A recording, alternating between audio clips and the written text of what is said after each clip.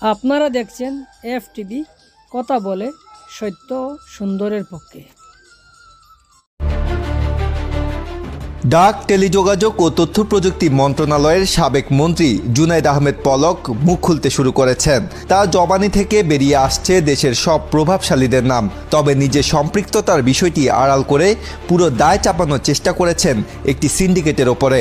সংশ্লিষ্টরা বলছেন, এখন পর্যন্ত পলক স্বীকার করেছেন যে সাবেক প্রধানমন্ত্রী পুত্র সজীব ওয়াজেদ জয়, শেখ রেহানা পুত্র রাদওয়ান সিদ্দিক ববি, সাবেক বিদ্যুৎ ও জ্বালানি প্রতিমন্ত্রী নসরুল হামিদ বিপু এবং সাবেক পররাষ্ট্র প্রতিমন্ত্রী শাহরিয়ার আলম এবং সিআরআই সিন্ডিকেট কিভাবে দুর্নীতির রামরাজত্ব কায়েম করেছিলেন, পাচার করেছিলেন হাজার কোটি টাকা।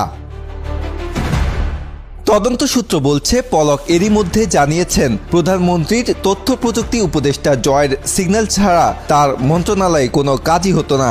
তার সিলেক্টেড কোম্পানিগুলো থেকেই সরবরাহকারীরা সব ধরনের যন্ত্রপাতি এবং সফটওয়্যার কিনতেন। জয়ের হয়ে মাঝে মধ্যেই সিআরআই এর কিছু কর্তা ব্যক্তি পলকের সঙ্গে মিটিংয়ে বসতেন। সবশেষ ছাত্র আন্দোলনে আইন প্রয়োগকারী সংস্থাগুলোর বর্বরতা ঢাকতে ইন্টারনেট বন্ধ রেখেছিলেন পলক। তার হুমকিতে বিটিআরসি এবং বেসরকারি মোবাইল নেটওয়ার্ক সংস্থাগুলো তটস্থ থাকতো সবসময়। তিনি জয়ের নামে ভয় দেখাতেন মন্ত্রণালয় এবং বিভিন্ন স্টেক হোল্ডার কোম্পানির কর্মকর্তাদের। নাম প্রকাশে অনিচ্ছুক তদন্ত সংশ্লিষ্ট এক কর্মকর্তা জানান, খুব শিগগিরই আরও কয়েকজনকে জিজ্ঞাসাবাদের জন্য ডাকা হবে। তাদের সম্পৃক্ততা পেলে গ্রেফতার করা হবে। তবে পলক এখনও অনেক কিছুই লুকাচ্ছেন।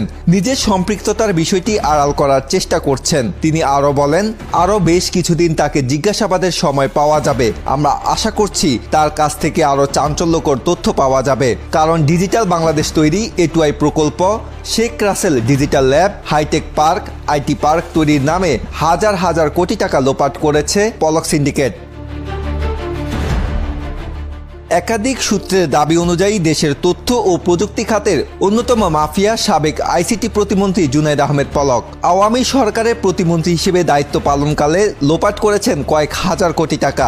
সাবেক প্রধানমন্ত্রী শেখ হাসিনার ছেলে সজীব ওয়াজেদ জয়ের ঘনিষ্ঠ হওয়ায় তার নাম ভাঙিয়ে স্বেচ্ছাচারিতা করেছেন তথ্য প্রযুক্তি খাতে।